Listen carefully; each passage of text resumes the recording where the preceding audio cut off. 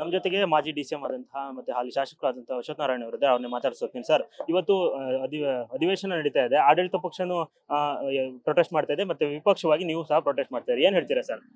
ನೋಡಿ, ವಿಪಕ್ಷವಾಗಿ ಈ ಕಾಂಗ್ರೆಸ್ಸಿನ ಗುಂಡಾ ಸಂಸ್ಕೃತಿಯನ್ನ, ಭ್ರಷ್ಟಾಚಾರದ ಆಪಾದನೆ ಎದುರಿಸ್ತಿರುವಂತ ಅಬಕಾರಿ ಸಚಿವರು ಇವೆಲ್ಲ ನೋಡಿದಾಗ ಭ್ರಷ್ಟಾಚಾರ ಪದೇ ಪದೇನು ಎಲ್ಲಾ ಇಲಾಖೆಯಲ್ಲೂ, ಈ ಅಬಕಾರಿ ಇಲಾಖೆ ಅಂತೂ ವಿಶೇಷವಾಗಿ ಬಾರಿನೂ ಸಾಕ್ಷಿ ಸಮೇತವಾಗಿ ಸಿಗಾಕೊಳ್ತಿದ್ದಾರೆ. ಅವ್ರು ರಾಜೀನಾಮೆ ಒತ್ತಾಯ ಮಾಡ್ತಿರುವಂಥದ್ದು ಗೂಂಡಾಗರ್ದಿ ಸಂವಿಧಾನದ ಒಂದು ಜವಾಬ್ದಾರಿತ ಸ್ಥಾನದಲ್ಲಿರುವಂತ ಸಾಂವಿಧಾನಿಕ ಸ್ಥಾನವಾಗಿ ರಾಜ್ಯಪಾಲರ ವಿರುದ್ಧವಾಗಿಯೇ ಗೂಂಡಾಗರ್ದಿ ಸದನದ ಒಳಗೇನೆ ಕಾಂಗ್ರೆಸ್ಸಿನ ಚುನಾಯಿತ ಪ್ರತಿನಿಧಿಗಳು, ಕಾಂಗ್ರೆಸ್ಸಿನ ವರ್ತನೆ, ಕಾಂಗ್ರೆಸ್ ಸರ್ಕಾರದ ವರ್ತನೆ ನೋಡಿದಾಗ ನಿಜಕ್ಕೂ ಖಂಡನೀಯ. ಅದನ್ನೆಲ್ಲ ಬಯಲಿಗೆಳೆಯುವಂತ ಪ್ರಯತ್ನವನ್ನ ಮಾಡ್ತಾ ಇದೀವಿ.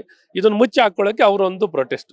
Sir, RB. ತಿಮ್ಮಾಪುರ ಅವರು ನನ್ನ ಮೇಲೆ ಷಡ್ಯಂತ್ರ ಆಗಿದೆ, ಇದ್ರಲ್ಲಿ ನನ್ನ ಆರೋಪ ಇಲ್ಲ, ಇದು ಯಾವುದೇ ರೀತಿಯಾದಂತ ಏನ್ ಷಡ್ಯಂತ್ರ ಅವ್ರ ಪಕ್ಷದವ್ರು ಮಾಡ್ತಿದಾರ, ಅವ್ರ ಇಲಾಖೆ ಅಧಿಕಾರಿಗಳು ಮಾಡ್ತಿದಾರ, ಅಥವಾ ಅವರೇ ಮಾಡ್ಕೋತಿದಾರ, ಏನು ಅಂತ ಹೇಳಿ? ಏನು ಅಂದ್ರೆ ಕಾಂಗ್ರೆಸ್ ಶಾಸಕರು ಅವತ್ತು ರಾಜ್ಯಪಾಲರ ವಿರುದ್ಧವಾಗಿ ಒಂದ್ ರೀತಿ ನಡ್ಕೊಂಡಿರೋ ರೀತಿ ಸರಿ ಇಲ್ಲ ಅಂತ ಹೇಳಿ ನೀವು ಆರೋಪ ಮಾಡ್ತಾ ಇದ್ದೀರಿ. ಎಲ್ಲ ನೋಡಿದ್ವಲ್ಲ ವಿಡಿಯೋದಲ್ಲೇ. ಇದೇ ಸದನದ ಒಳಗಡೆ ನಡ್ಕೊಳ್ಳುವಂಥದ್ದು. ಅವ್ರು ಏನೇ ಇದ್ರು ಹೇಳ್ಬೋದಿತ್ತು. ಅವ್ರ ಏನೇ ಅಭಿಪ್ರಾಯಗಳಿದ್ರೆ ಸದನದಲ್ಲಿ ಹೇಳ್ಬೋದಿತ್ತು. ಈ ರೀತಿ ಸರಿ ಇಲ್ಲ, ಈ ರೀತಿ ಸಾಂವಿಧಾನಿಕವಾಗಿ ಸರಿ ಇಲ್ಲ, ತಪ್ಪು ಒಪ್ಪುಗಳನ್ನ ಹೇಳ್ಬೋದು. ಏನ್ ತಡೆ ಬಂದಿದೆ ಅವರಿಗೆ? ಅಂದ್ರೆ ಆಡಳಿತ ಪಕ್ಷ ಅಧಿವೇಶನ ಕರ್ಕೊಂಡು ಇವತ್ತು ಪ್ರೊಟೆಸ್ಟ್ ಮಾಡ್ತಾ ಇರೋದು ಎಷ್ಟಕ್ಕೆ ಸೀಮಿತ? ಸರಿಯಲ್ಲ.